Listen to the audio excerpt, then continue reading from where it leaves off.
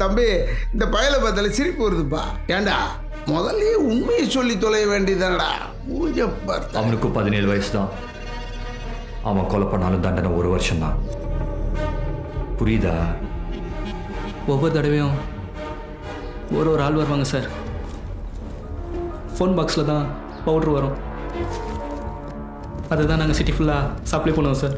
திடீர்னு ஒரு நாள் ஒரு கொலைக்கு சரண்டர் ஆகிடுவான்னு கேட்டாங்க சார். ஒரு கொலை கேஸு உள்ளே போறியா?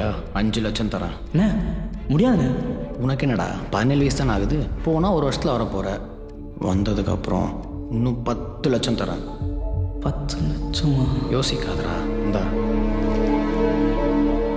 வீட்டு கஷ்டம் சார், அதான் நானும் ஒத்துக்கிட்டேன். சரிண்ணா. போலீஸை நம்ப வைக்கிறதுக்காக அந்த பொண்ணை போயிட்டு லவ் பண்ணுற மாதிரி சீனா போட சொன்னாங்க சார். யார் சொல்லியாங்க? என் கூட சுற்றினா வீட்டில் பிரச்சனை வரும்னு சொன்னேன். நானும் சீனா போட்டேன் சார். அதுக்கப்புறம் வேற எதுவும் தெரியாது சார் எனக்கு. இந்த மாதிரி உங்கள் ஏரியாவில் வேற யாருன்னா சரண் அனுப்பிச்சிருக்காங்களா? ரகுன்னு ஒருத்தன் நேற்று தான் சார் ரிலீஸ் ஆனா. அந்த பொண்ணுங்களை என்ன பண்ணுறாங்க? சரண்டர் அவர் தவிர வேற எனக்கு எதுவும் தெரியாது சார். ரெகுலராக அந்த ஃபோன் பாக்ஸில் தான் உனக்கு சரக்கு வருமா? ஆமாம் சார். டெலிவரி கார்டு மூலமாக சரக்கு கடத்துற ஒரே ஆள் தாஸ் மட்டும் தானே. பாவம் நண்பர், காசுக்காக பவுடர் கடத்துறதை நினச்சிக்கிட்டு பொண்ணுங்களை கடத்துறதுக்கு ஹெல்ப் பண்ணிட்டு இருக்கான். இதுதான் அவனுக்கு பிரச்சனையாக இருந்திருக்கு. இதை சொல்லி மிரட்டி தான் சந்தியாவை அவன்கிட்ட தூக்கியிருப்பாங்க. அப்போ சந்தியா தாஸ் கிட்ட தானே இருக்கணும். தாஸை பிடிச்சா கேஸே முடிஞ்சுது. இல்லை தாச கூப்பிட்டு அனுப்பிச்சாம பசங்க சொன்னாங்க. என்ன விஷயம்? என்ன தாசு ஏதாவது தப்பா? நான் பவுடர் கடத்த சொன்னா எனக்கு தெரியாம என் வண்டியில பொண்ணுல கடத்துறியா? சரி சரி. எவ்வளவு பெரிய கிரைம் தெரியுமா இது? நீ பண்ண காரியத்தினால போலீஸ்காரன் என்ன வச்சு செஞ்சிருப்பான். நீ படிக்காத நாச்சு, இவ்வளவு அறிவு கிடையாது. இதெல்லாம் நீ யார் சொல்லி செய்யற? ஏதோ தெரியாம பண்ணிட்டு தாசு, மன்னிச்சிரு தாசு. உன் பின்னாடி யாருக்கா நான் கண்டுபிடிச்சுக்கிறேன். இதுக்கு மேல நீ உயிரோட இருக்கக்கூடாதுடா. ஏய்,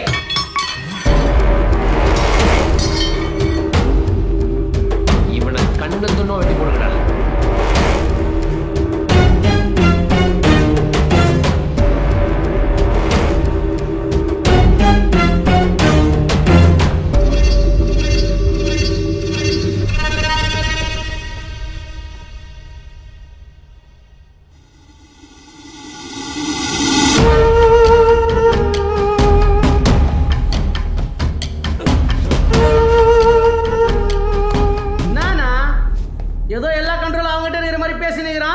என்ன தாசு, நீ கொடுக்குற சல்லி காசுக்காக வேலை பார்க்குறோன்னு நினச்சியா? இவ்வளவு நாள் உங்க கூட வேலை செஞ்சுமேங்கிறதுக்காக மன்னிப்பு கேட்ட என்னையே ஆரம்பிச்சு போட சொல்கிற பார்த்தே நீ. எவ்வளோ பெரிய பிஸ்னஸ்ஸு, எவ்வளோ பெரிய நெட்வொர்க்கு. மிடில் கிளாஸ் பொண்ணுங்களை தான் நாங்கள் டார்கெட் பண்ணுவோம். இவங்க ஃபோட்டோ எல்லாமே வாட்ஸ்அப் குரூப் ஒன்று இருக்குது. அந்த குரூப்பில் காம வெறி பிடிச்ச பணக்காரங்க இருப்பாங்க.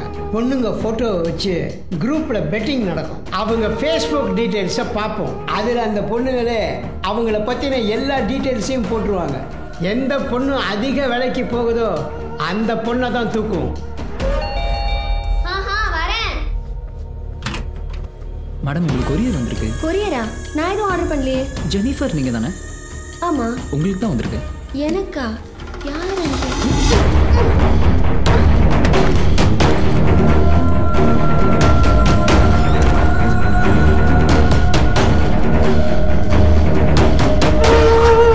எங்களுக்கு அவங்கள ஃபாலோ பண்ணுறதுலையும் தூக்குறதுலையும் எந்த பிரச்சனையும் இருந்ததில்லை. தூக்கின பொண்ணை சிட்டிக்கு உள்ளேயும் சிட்டிக்கு வெளியேயும் சப்ளை பண்ணுறதுக்கு நீ பவுடர் கடத்த போலீஸுக்கிட்ட காசு கொடுத்து வாங்கி வச்சிருந்த அதிகாரத்தை உனக்கே தெரியாம பொண்ணுங்களை கடத்துறதுக்காக நான் பயன்படுத்திக்கிட்டேன். காலம் பூரா அந்த பொண்ணுங்களை அவனுங்க ஆசைப்படும் போதெல்லாம் அனுபவிப்பானுங்க. இதுல எங்களுக்கு பிரச்சனையா இருந்தது போலீஸ் தான். ஒரு பொண்ணு காணாம போயிடுச்சுன்னு சொன்னாதானே அவளை தேடுவாங்க. அவ செத்து போயிட்டான்னு எவிடன்ஸ் கிடைச்சா கேஸே க்ளோஸ் பண்ணிடுவாங்கல்ல. மார்ச்சியில இருந்து ஒரு பொண்ணோட பாடியை எடுப்போம். கடத்தின பொண்ணோட பிளட்டை டெட் பாடியில செலுத்தி போஸ்ட்மார்ட்டம் ரிப்போர்ட்ல கூட கண்டுபிடிக்காத அளவுக்கு பக்காவா பிளான் பண்ணி பண்ணுவோம். இந்த லாஸ்ட் பொண்ணு தான் லைட்டா மிஸ் ஆயிடுச்சு. இவ்வளவு நாள் உங்கூட இருந்த அழுத கை சப்பேன் தானே நினைச்சிட்டு இருந்தேன். இந்த டேவிட உனக்கே தெரியாம இவ்வளவு பெரிய சம்பவம் பண்ணிருக்கேன். கெத்து தானே நானு. இந்த நீ மருந்து சாப்பிட்றதுக்காக கொடுத்த 500 ரூபாய் இப்போ என்கிட்ட நிறைய இருக்கு. உன் சாவுக்கு நான் ஒரு நல்ல ரோஸ் மாலையை வாங்கி போட்டுடுறேன். போட்டுருக்கிறேன் அவனை.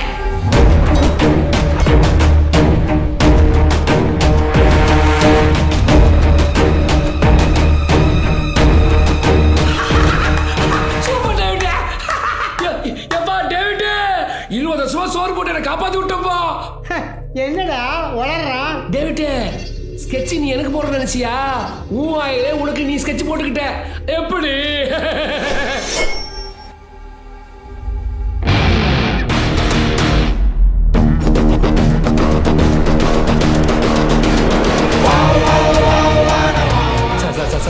சார் எனக்கு ஒண்ணு தெரியும் சார், உண்மையா ஒண்ணு தெரியும் சார். பொண்ணு எங்கடா? பொண்ணுங்களா சார்? நான் வெறும் பவுடர் பிசினஸ் தான் பண்றேன். நீங்க சொல்லி தான் தெரியும் பொண்ணுங்களை கடத்துறானுங்கன்னு. சார் எனக்கு ஏதோ டேவிட் மேல கொஞ்சம் சந்தேகமா இருக்கு சார். கொஞ்சம் டைம் கொடுங்க சார், நான் ப்ரூவ் பண்றேன்.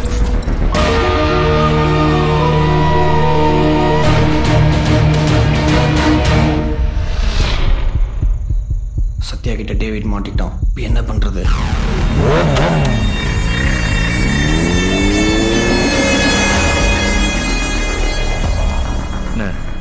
சந்தியா இருக்கிற இடத்துக்கு தான் போயிட்டு இருக்கேன். தாச குடோன்ல தான் கட்டி வச்சிருக்கேன். கொக்கைன் கேஸ்ல முதல் அவனை அரெஸ்ட் பண்ண சொல்லுங்க. பொண்ணுங்களை நான் பார்த்துக்கிறேன்.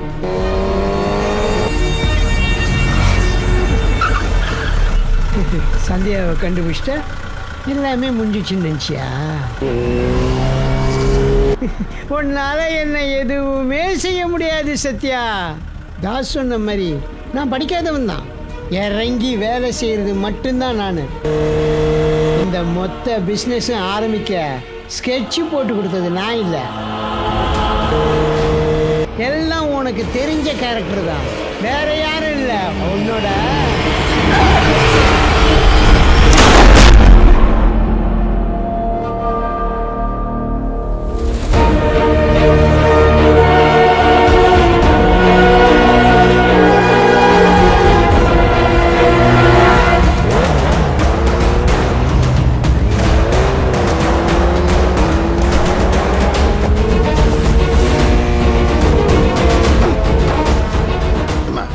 சிக்னல்ல மானிட்டர் பண்ணு. Yamaha R15 பைக் ஹெல்மெட்டோட கிராஸ் பண்ணுவோம்.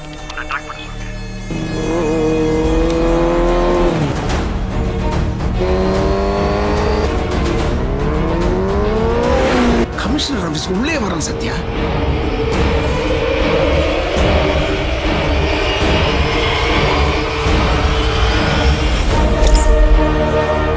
சத்யா, அது அன்வர்ப்பா.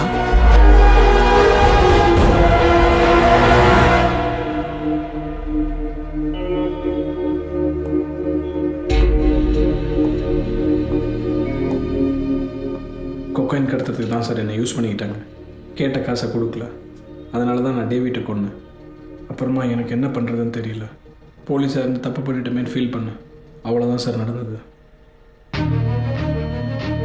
அண்ணே ஒரு 5 நிமிஷம் தனியா? ஓகே வாங்க.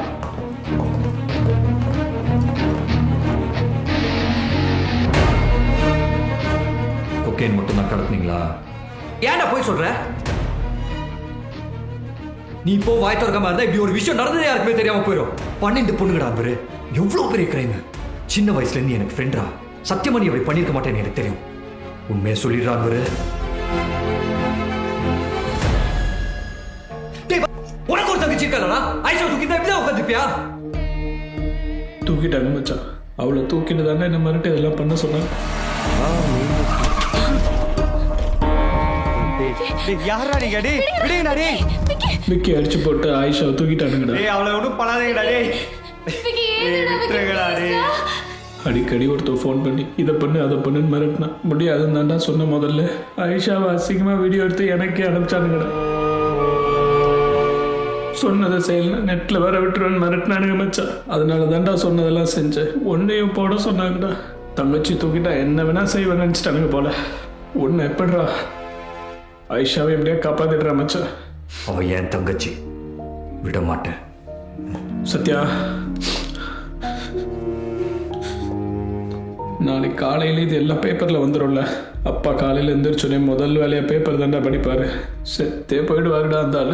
தயவு செய்து எல்லாத்தையும் எடுத்து சொல்லுடா. நாளைக்கே ஒன்று வெளியே எடுக்கிறேன், நீயே வந்து சொல்லு.